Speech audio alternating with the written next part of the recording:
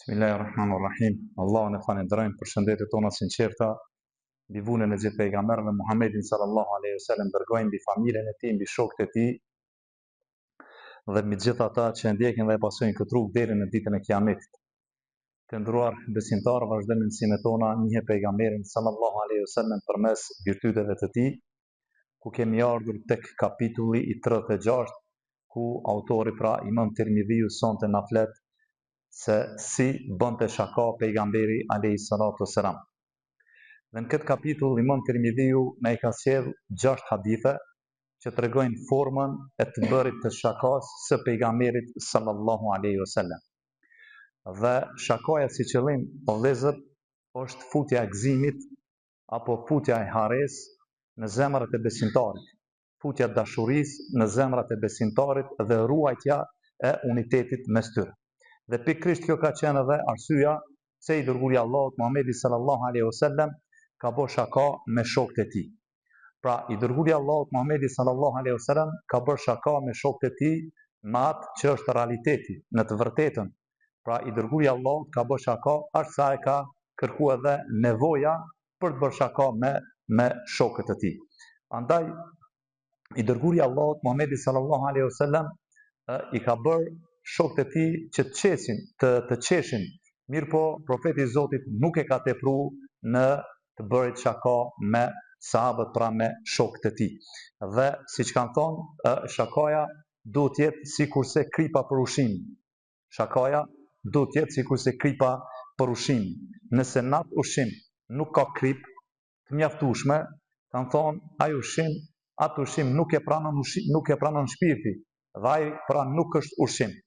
Po ashtu kanë thonë, nëse me një ushqim ka krip të shumt, atëherë ai nuk është ushqim. Kështu që kanë thonë duhet të jetë edhe shakaja.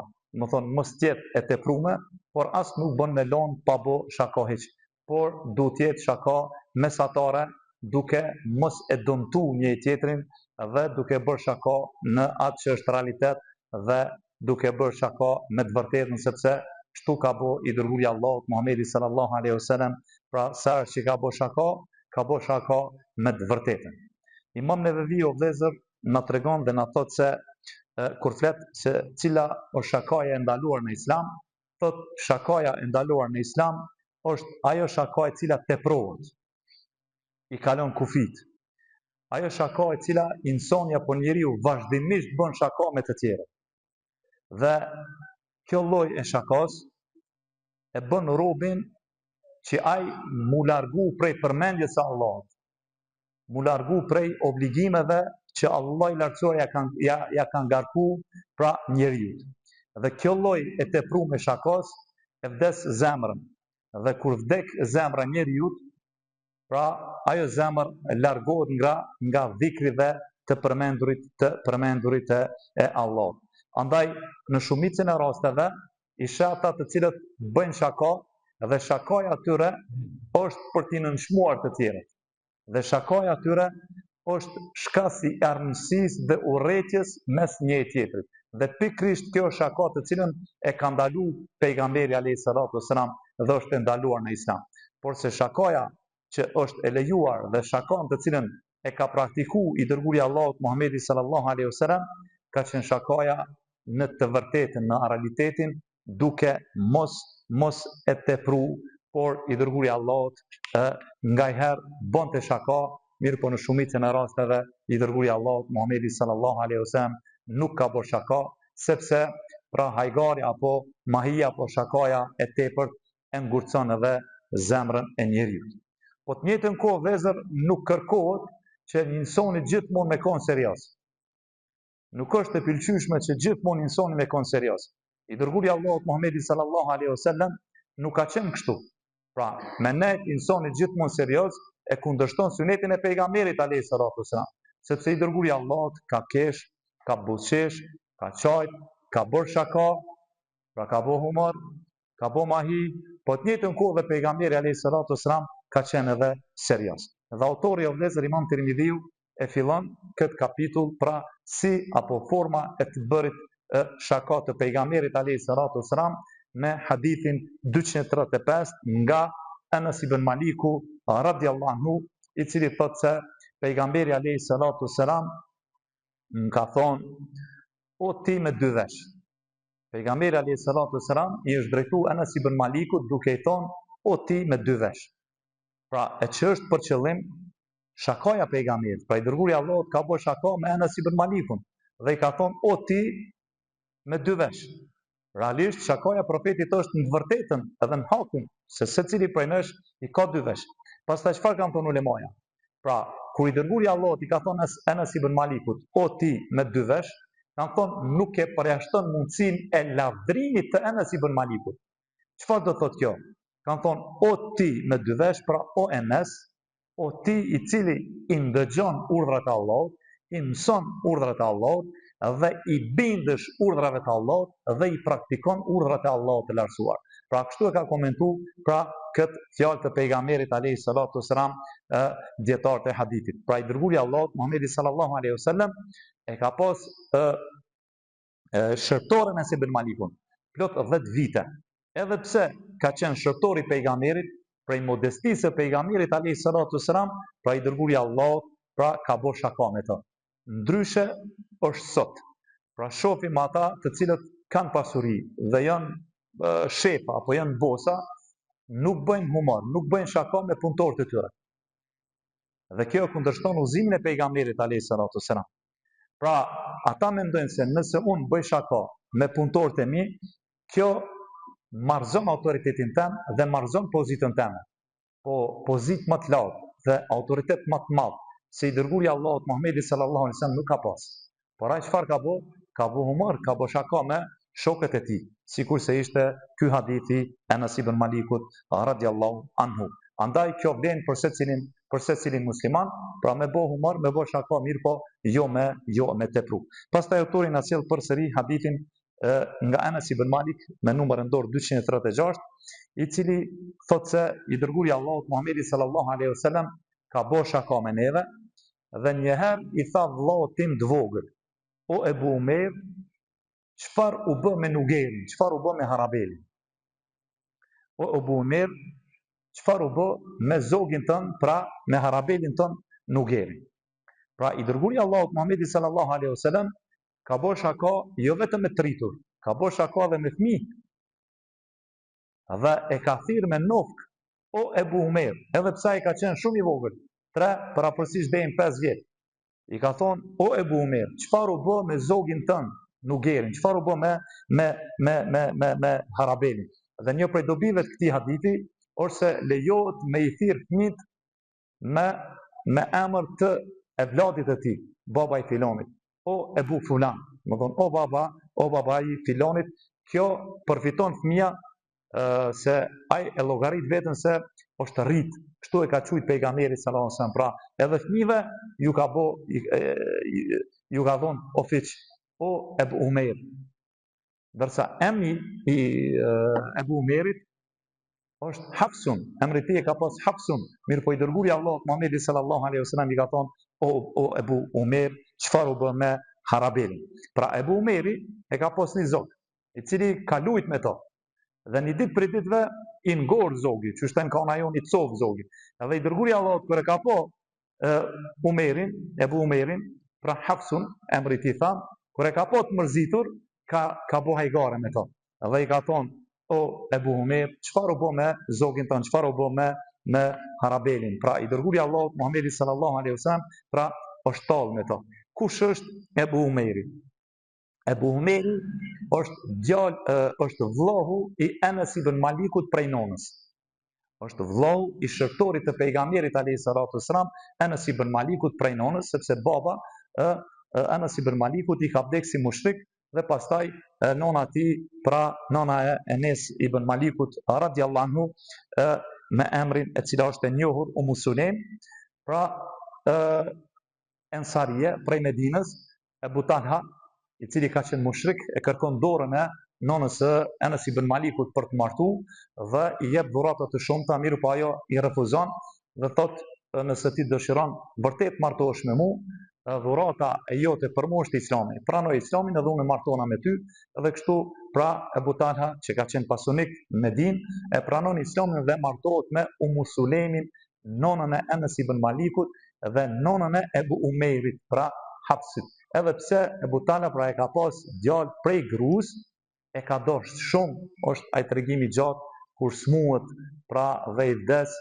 që nuk i tregon burrit vet Umu Sulejmi, nuk i tregon derisa flen me to dhe në mëngjes kur niset për të shku në xhami me bo namazin e sabat me pejgamberin alayhis salatu wasalam, i tregon për vdekjen e fëmijës, sepse e ka dosht shumë këtë Hafsun, këtë Ebu Umerin, Ebu Talha, dhe pastaj i tregon atë se çfarë ka ndodhur me gruan e tij, nuk i ka tregu për vdekjen e djalit, e ka pyet a është ratu, ka thonë kur ma mirë nuk o konë. Domethënë se vetëm se kishte ndru jetë, dhe i dërguari Allahut Muhamedi sallallahu alaihi wasallam e pyet dhe i thot pra a keni flajt, pra a keni kry marrëdhënie mes veti, pra burr e gru, i thot po o i dërguari Allahut, dhe pejgamberi alayhi salatu wasalam i thot shpresoj se Allahu t'ju begatoj në natën tuaj, siç tregon Sufjani radiallahu anhu, i cili thot se kum po se pas asajna i kanë pas 9 fëmijë, pra Ebu Talha me Umu Sulejmin dhe gjithë ato fëmijët kanë qenë hafëza të Kuranit, domethënë pas vdekjes së Ebu Umerit. Pra, i dërguari Allahut Muhamedi sallallahu alaihi wasallam kur e ka pa Ebu Umerin se është mërzit që i ka ngordh harabelit i zogit i, dhe pejgamberi alayhis salatu wasalam ka bu hajgare me to, është mahit me to, sikur se i dërguari Allahut tham ka bu humor edhe me të mëdhejt prej sahabeve, po ashtu edhe me të veçlit e sahabeve, dhe i dërguari Allahut Muhamedi sallallahu alaihi wasallam shpeshherë ka dalë për rrugët e Medinës, i ka për dorë pra fëmijët e sahabeve me qëllim që ata me undi të lumtur me pejgamberin alayhis salatu wasalam. Po ashtu ky hadith është argument se lejohet edhe robi me pas zogj dhe me pas pluma në shtëpi, mirë po mos më bo zullum. Më thonë mos me i bo zullum, mirë po mi majt ashtu siç duhet, pra mi dhon me hongër, me pi dhe milon edhe të lirë. Autori e vlezën asil hadithin 237 prej Ebu Hurerës, i cili thot se i than pejgamberit alayhis salatu wasalam, o i dërguari Allahut, ti po bën shaka me neve. O i dërguari Allahut, ti po bën shaka me neve. Ndërsa i dërguari Allahut Muhamedi sallallahu alaihi wasallam tha, po, por unë nuk them vetëm se të vërtetën. Nuk them vetëm se të vërtetën. Pra, te kjo pjesë, o i dërguari Allahut, ti po bën shaka me neve, dietarët e hadithit kanë thonë, pra sikur sahabët po e pyesin të dërguarin Allahut për urtësinë e shakos. O i dërguari Allahut, kush është urtësia që ti po bën shaka me neve? Dhe pejgamberi alayhis salatu wasalam tha, po, tha unë bëj shaka, mirë po nuk them pos të vërtetës. Pra, i dërguari Allahut Muhamedi sallallahu alaihi wasallam gjithherë kur ka bo humor, kur ka bo shaka me të tjerët, ka bo me realitetin, ka bo me të vërtetën. Pra i dërguari Allahut Muhamedi sallallahu alaihi wasallam, pra në këtë hadith e ka vendos një rregull të humorit, të shakos. Ajo është realiteti së vërtetës ku njeriu dëshiron me bo shaka me dikën. Pra i dërguari Allahut kur ka bo humor, kur ka bo shaka, ka bo me të vërtetën. Pastaj autori na sjell hadithin 238 nga Anas ibn Malik, i cili tregon se një person ka ardhur tek pejgamberi i Zotit Muhamedi sallallahu alaihi wasallam dhe i ka kërku pejgamberit Zotit një deve për me shalu, për me hyp devës. Dhe i ka thonë pejgamberi i Zotit, po ta jap të voglin e devës. Dhe i thot pejgamberi i Zotit, çfarë bëj unë me të voglin e devës? Dhe pejgamberi alayhis salatu wasalam i tha, po edhe devet e mëdha janë të lindura nga nënat e tyre. Edhe devet e mëdha janë të lindura nga nënat e tyre. Ky person ka shku tek i dërguari Allahut dhe ka kërku një deve që me e shalu, që me mbajt atë person. Dhe i dërguari Allahut i ka thonë, po ta jap të voglin e devës. Dhe ky e ka kuptuar se po ja jap viçin e devës. Domethënë i vogli i devës është viçi i kësaj. Dhe i dërguari Allahut ka bërë shaka me to. Dhe i ka thonë pejgamberit alayhis salatu wasalam, ka thonë, o i dërguari Allahut, nëse ti mu ma jep të voglin e devës, çfarë bëjën me të voglin e devës? Se mu po më duhet për me shalu ato, ndërsa të voglin e devës unë nuk muj me shalu. Dhe pejgamberi alayhis salatu wasalam pra ka bërë shaka me to, dhe pastaj dërguari Allahut thotë, po edhe devet e mëdha janë të lindura nga nënat e tyre. Dietarët e hadithit e kanë komentuar dhe kanë thonë, pra i vogli devës është për qëllim devja madhe dhe jo devja vogël. Po i dërguari Allahut është tallë me to, ka bo shako, ka bo humor me to. Pra pejgamberi alayhis salatu wasalam ka dashur me dhon atij një deve e cila i përshtatet atij për me shalu. Jo ai çfarë ka dashur me marr, por çfarë i përshtatet për to, si dërguari Allahut e ka ditë më së miri. Domethënë se çfarë i përshtatet atij personi. Pra në këtë mënyrë i dërguari Zotit edhe këtu ka bo shaka me të vërtetën, pra me realitetin. Pastaj autori na sjell hadithin 239 dhe këtë hadith e transmeton Anas ibn Malik, i cili thotë se një person me emrin Zahir ka jetu në Sahara, në fshat. Edhe sarë që ka zbrit Medinën e pejgamberit alayhis salatu wasalam, ka jetu në shkretir. Më thonë fshat. Sarë që ka zbrit Medinën e pejgamberit alayhis salatu wasalam, i ka pru pejgamberit Zotit dhurata. I ka pru pejgamberit alayhis salatu wasalam dhurata. Dhe i dërguari Allahut Muhamedi sallallahu alaihi wasallam kur e përcillte Zahirin, ja kthente dhuratat edhe më të mira se sa çfarë i ka pru ai pejgamberit alayhis salatu wasalam. Dhe i dërguari Allahut thot: Zahiri na ndihmon neve nga shkretira, pra na bjerë gjëra prej fshatit, dhe po ashtu dhe ne e ndihmojmë Zahirin me gjëra prej qytetit. Dhe pejgamberi alayhis salatu wasalam, siç ka ardhur në hadith, e ka dashur shumë Zahirin. Edhe pse Zahiri o vëllezër ka qenë një person jo i bukur në pamje. Ka qenë një person trup shkurt. Domethënë i bukur hiç, por ka qenë edhe trup shkurt. Mirë po i dërguari Allahut Muhamedi sallallahu alaihi wasallam e ka dashur. Dhe një ditë për ditëve kur ka ardhur Zahiri, kur ka zbrit prej fshatit në qytet, ka dalë me shit në treg. Mallin që e ka pas e ka qit në treg me shit. Dhe i dërguari Allahut Muhamedi sallallahu alaihi wasallam për mrapa, duke mos e pa Zahiri pejgamberin e Zotit, i dërguari Allahut ka shkuar e ka kap me dy durt. Edhe e ka shtrënguar. E ka kap me dy durt, edhe e ka shtrënguar Zahirin. Dhe Zahiri ka thonë: kush është? Më shoh se më ke kap. Kush je ti? Dhe kur e ka liru pejgamberi alayhis salatu wasalam, kur u kthy Zahiri, kur e ka pa, ai ishte i dërguari Allahut Muhamedi sallallahu alaihi wasallam, dhe Zahiri pastaj shpinën e vet e pshtet mbi gjoksin e pejgamberit alayhis salatu wasalam. Dhe pastaj i dërguari Allahut pra bën shaka për s'dytë herë me Zahirin. Dhe i dhetohet masës aty në treg dhe thot: kush pe blen këtë rob? Kush pe blen këtë rob? Pra pe qep në shitje pejgamberi alayhis salatu wasalam këtë rob. Dhe Zahiri i drejtohet dhe i thot pejgamberit alayhis salatu wasalam: o i dërguari Allahut, unë jam një rob i cili nuk bëj pare, nuk mblen mu kërkush, i shkurt me trup, i bukur jo. A thonë: o i dërguari Allahut, nuk mblen mu kërkush, unë jam rob i lirë. Ndërsa i dërguari Allahut Muhamedi sallallahu alaihi wasallam i thot: ti tek Allah nuk je rob i lirë.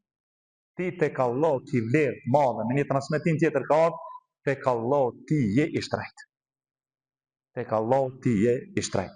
Pra, Zahiri o vëllezër, sa që ka zbrit prej fshatit në qytet, i ka pru pejgamberit alayhis salatu wasalam gjëra të cilat nuk kanë qenë prezent në qytet, por që kanë qenë në fshat. I ka pru gjallë, i ka pru gjatë, i ka pru gjëra të cilat, më thonë, nuk janë kanë prezent në qytet. Dhe kur është kthy për fshat, pejgamberi alayhis salatu wasalam ja ka dhënë edhe më të mirën se sa që i ka pruaj, sepse kështu ka qenë tradita pejgamberit alayhis salatu wasalam. Nëse dikush i ka dhënë diçka, ja ka kthy dy fishin, ja ka dhënë më të mirën. Më thonë, asnjëri nuk e ka kthy me dur bosh. Kështu ka vepruar pejgamberi sallallahu alaihi wasallam. Pra, ja ka dhënë dhuratat edhe më të mira se sa që ja ka pru Zahiri pejgamberit alayhis salatu wasalam. Dhe i dërguari Allahut e përmend këtu dhe thot: Zahiri na ndihmon neve prej fshatit, po ashtu dhe ne ndihmojmë Zahirin prej qytetit. Që i bie, ai i cili jeton në fshat ka nevojë për gjërat të cilat janë në qytet, dhe ai i cili jeton në qytet ka nevojë për gjërat të cilat janë në fshat. Dhe secili e plotson një tjetrën me atë që don Allah subhanahu wa taala. Pastaj pejgamberi alayhis salatu wasalam e ka dashur Zahirin, edhe pse ka qenë inson i shumtuar në pamjen e jashtme, edhe pse Zahiri ka qenë trup shkurt, mirë po i dërguari Allahut e ka dashur. Dini o vëllezër, se kur ti e sheh dikën dhe ty nuk të pëlqen diçka prej fizikut të tij, nuk ke drejt ti me kritikuar atë person, sepse kështu e ka fal Allah i lartësuar. Por nëse sheh një person tjetër i cili nuk janë rahat musliman prej gjuhës tina dhe nuk janë rahat musliman prej dorës tina, atëherë ky person kritikohet për më eduku, sepse kjo nuk ka të bëjë me cilësinë fizike të tij, po ka të bëjë me moralin e tij. Andaj duhet kritikohet. Ndërsa te çështja e Zahirit, pejgamberi alayhis salatu wasallam e ka dashur, pra nuk është kritiku dhe nuk duhet kritikohet për pamjen e jashtme që e ka insani, sepse kështu Allahu subhanahu wa taala pra e ka fal. Edhe përderisa Zahiri e kon të shit mall në treg, nuk e ka pa pejgamberin e Zotit, i dërguari i Allahut i ka shku për mrapa, e ka shtrëngu me të dy durr, dhe ka fillu me lshuzo Zahirin në vërtit, ka thonë kush je ti që më ke kap, më lshon mu, kush je ti që po më shtrëngon, nuk e ka ditë që është i dërguari i Allahut Muhamedi sallallahu alaihi wasallam. Kur e ka lshu i dërguari i Allahut, dhe e ka pa se ai është profeti i Zotit Muhamedi sallallahu alaihi wasallam, atëherë Zahiri e ka pshtet shpinën e tij për gjoksin e pejgamberit alayhis salatu wasallam. Tu dietar e kanë përdor një dobi, edhe kanë thonë se kur i dërguari i Allahut e ka kap Zahirin me dy durr, kanë thonë lejohet me bo shaka edhe me gjymtyr. Lejohet me bo shaka edhe me gjymtyr. Pra, shakaja nuk është vetëm me të folurit, por lejohet me bo shaka edhe me gjymtyr. Mirë po me një kusht që kjo shaka nëpërmjet gjymtyrve me fut gëzimin edhe harem edhe dashurin mes një tjetrit. Por nëse bëhet shakaja nëpërmjet durrve, nëpërmjet gjymtyrve, e dëmshme për personin, atëherë nuk lejohet me bën një gjë të tillë. Pra i dërguari i Allahut e ka shtrëngu dhe e ka kap me dy durr, Zahirin. Kur e ka pa kush është, e ka pshtet Zahiri shpinën e tij për gjoksin e pejgamberit alayhis salatu wasallam. Pse Zahiri e pshteti shpinën e tij për gjoksin e pejgamberit alayhis salatu wasallam, kanë thonë dietar për me kërku bereqetin e pejgamberit Zotit. Edhe pse njerë o largu, kur e ka pa që është i dërguari, o pshtet komplet edhe nuk ka dashur të largu prej gjoksit pejgamberit. Për çfarë qëllimi? Për të kërku bereqetin nga i dërguari i Allahut. Dhe ju e dini se sahabët kanë kërku bereqet prej njerëzve të pejgamberit, prej abdesit të pejgamberit, prej flokëve të pejgamberit, prej mjekës së pejgamberit, prej rrobave të pejgamberit, prej pështymës së pejgamberit, përderisa i dërguari i Allahut Muhamedi sallallahu alaihi wasallam pra ka qenë gjallë. Për atë edhe Zahiri pra nuk ka dashur mu largu prej gjoksit të pejgamberit alayhis salatu wasallam duke kërkuar bereqetin e tij. Pastaj i dërguari i Allahut bën shaka, më thonë, nëpërmjet të shprehjurit. Edhe i drejtohet këtyre të cilët kanë qenë treg. Kush pe blen këtë rrot? E ka qitë në shitje Zahiri. Kush pe blen këto? Dhe ai radiallahu anhu i drejtohet pejgamberit Zotit dhe i thot: o i dërguari i Allahut, unë jam mall i lirë, nuk bëj para unë, nuk mblen mu kërkush i bukur, jo trup shkurt, po kush mblen mu? Edhe atëherë pejgamberi Zotit Muhamedi sallallahu alaihi wasallam i thot: por dije se ti tek Allah nuk je i lirë, ti tek Allah je i shtrejt. Me një transmetim ka thonë ti tek Allahu pra je me vlerë, nuk je i lirë dhe i pa vlerë, por ti tek Allahu je me vlerë dhe ti tek Allahu je i shtrejt. Kur do kjo? Përderisa robi besimtar pra e nje Allahun si Zot dhe e nje pejgamberin alayhis salatu wassalam si të dërguarit të tij. Pra përderisa ti je besimtar o Zahir, dije se ti tek Allah ke pozitë madhe. Ti tek Allah ke pozitë madhe. Përkundrazi pamjes së tij, kjo tregon, pra i dërguari i Allahut ka treguar se çfarë vlere të madhe ka Zahiri tek Allah subhanahu wa taala, sikurse që ka ardhur në hadithin e Ebu Hurajrës, që i dërguari i Allahut Muhamedi sallallahu alaihi wasallam ka thonë: me të vërtet Allah i lartësuar nuk shikon pamjet e juaja, nuk shikon as në pasuritë e juaja, por Allah i lartësuar shikon në zemrat edhe veprat e juaja. Këtu e shikon Allahu i lartësuar, i shikon zemrat edhe veprat e juaja. Çfarë do thotë kjo? Çështja o vëllezër nuk lidhet me bukurinë tonë, me trupin tonë, me mallin tonë, me pasurinë tonë. Por çështja jote lidhet me devotshmërinë karshit madhit Zot. Sikur se ka ardhur në ajet tek surja Huxhurat, thot Allahu i lartësuar, më i nderuari për jush tek Allahu është ai i cili më së shumti ja ka frikën Zotit. Pra ai i cili ja ka frikën më së shumti Allahut, ai është më i nderuari tek Allahu i lartësuar. Jo më i bukuri, jo më pasoniki, por më i devotshmi është më i nderuari tek Allahu subhanahu wa taala. Dhe kjo është peshorja. Kjo është peshorja e llogarisë tek Zoti. Andaj ai i cili e ka frikën më së shumti Allahut, dhe ai i cili më së shumti e praktikon sunetin e pejgamberit alayhi salatu wasalam dhe e ndjek udhëzimin e tij, ai është më i nderuar tek Allahu i lartësuar. Dhe autori na sjell hadithin 240 prej hadithi, ky hadith është hadithi i fundit që lidhet me humorin apo shakon e pejgamberit alayhi salatu wasalam, prej Hasanit, i cili thotë se një ditë erdhi një plak te i dërguari i Allahut dhe i tha: "O i dërguari i Allahut, lutë Zotin që më fut në xhenet", ndërsa pejgamberi alayhi salatu wasalam i tha: "O nona filanit, në xhenet nuk kanë me hyrë plakat." Dhe u largu për pejgamberit alayhi salatu wasalam duke qajt. Dhe i dërguari i Allahut Muhamedi sallallahu alaihi wasallam i tha: "Lajmërojeni atë gru se në xhenet nuk ka me hyrë si plak." Dhe pastaj lexoj fjalën e Allahut tek surja Vakja 35-37, ne i kemi krijuar ato në një krijim të ri, formë të re, dhe ato i kemi bërë vizhresha të dashura për burrat e vet të një moshe. Pra në xhenet nuk kanë me hy. I dërguari Allahut boni shaka me to dhe i tha se në xhenet nuk ke me hy, nuk do të hysh plak në xhenet. Pra i dërguari Allahut Muhamedi sallallahu alaihi wasallam po tregon se edhe plesht, pra edhe plakat nuk kanë me hy në xhenet si plesht dhe si plakat. Por se i madhi Zot do të Allah subhanahu taala pra ka me dhon një krijim të ri në xhenet. Një moshë të re dhe mosha atyre ka me kon 33 vjeçare, sikur se ka ardhur në hadithin e Muadhit radhiyallahu anhu, ku pejgamberi alayhi salatu wasalam ka thonë: "Banorët e xhenetit kur do të hyjnë në xhenet kanë me kon pa kime, pa mjekra, dhe sytë e tyre kanë më kon të lyra me syrme, me kohël, dhe mosha atyre ka thonë i dërguari i Allahut ka me kon 30 deri në 33 vjeç." Pra atë dhe i dërguari i Allahut Muhamedi sallallahu alaihi wasallam, pa kur ka bosh shaka me këtë dhurë, ka thonë plakat nuk hyjnë në xhenet, por ki me hyjnë në xhenet në këtë moshën më të mirë, moshën 33 vjeçare. Çfarë kuptojmë për gjithë këtyre haditheve?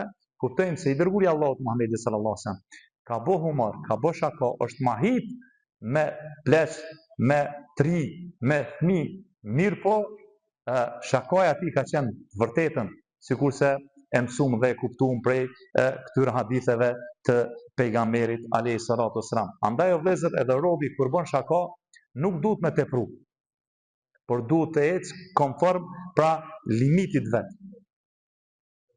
Pra duhet me pas një far karari, një far mase edhe gjatë humorit apo edhe gjatë shakos, duke mos e lëndu dhe duke mos e tepru me askënd. Sepse shpesher ndodh që njeriu kur bën shaka të tepërt, shakaja tepërt pastaj i lëndon të tjerët. Dhe shakaja tepërt i bën të tjerët me qesh. Dhe kur njeriu qesh, e qeshura e shumë, e vdes zemrën, sikur se ka ardhur në hadith pejgamberit alayhi salatu wasalam, kur i dërguari i Allahut ka thonë: "Mos e teproni në të qeshurit, sepse të qeshurit e shumë", ka thonë i dërguari i Allahut, "i vdes zemra." Omar ibn Khattabi radhiyallahu anhu ka thonë: "Ati të cilit i shpeshtohet e qeshura, ati personi i paksohet nderi, i paksohet respekti ndaj tij." Pastaj thot: kush bën shaka, ai person bëhet i parëndësishëm mesin e njerëzve. Pastaj thot Omar ibn Khattabi radhiyallahu anhu, ndërsa kush e tepron në shaka, thot ai do të njihet me ton mesin e të tjerëve. Me njerë kuptohet se kush është ai person. Po ashtu Sa'd ibn Waqqas radhiyallahu anhu ka thonë: kur e don menën ti me bu humor, me bu shaka, thot vendosi kufit e tua, mos e tepro. Sepse dalja në ekstrem, kur e tepron ti në shaka, ka thonë, e hub respektin ton mesin e njerëzve, dhe pastaj çfarë thot, dhe i nxit budallenjet kundër teje. Ata tallën pastaj me ty. Kush? Njerëz jo të ditur, budallenjet tallën me ty. Për shkak të teprimit ton në shaka. Kur është pyet Ibn Omeri radhiyallahu anhu dhe i kanë thonë: "O Ibn Omer, a kanë kesh shokët e pejgamberit alayhi salatu wasalam?" A kanë kesh shokët e pejgamberit alayhi salatu wasalam? Kanë thonë: "Shokët e profetit kanë kesh", por kanë thonë besimi, imani tyre ka qenë sikur se malet. Kanë kesh shokët e pejgamberit alayhi salam, por besimi dhe imani tyre ka qenë sikur se sikur se malet dhe përfundi kur e kanë pyet Sufjan ibn Ujainën dhe një person vjen dhe i thot, po e shoh unë se nuk është mirë me boshaka, mu tall, mu mahit. Dhe po menoj se ai i cili tallet dhe mahitet me të tjerët, duhet mu dënu. Ndërsa Sufjan ibn Ujejne i thot, por kundrazi, shakaja është sunet i pejgamberit alayhi salatu wasalam. Por është sunet për ata që i din limitet dhe din kur me bo shaka dhe din kur me konë serioz. Andaj o vezër, ky është edicion pika të shkurtra, e lutim Allahun të na falë dhe mëshiron dhe të na bën për atyre që e ndjekin udhëzimin e pejgamberit alayhi salatu wasalam në fjalë dhe në vepër, me shpresë që të vazhdojmë në kapitullin e radhës, në dersin e radhës, sallallahu alaihi wasallam. Allahu e shpërblet.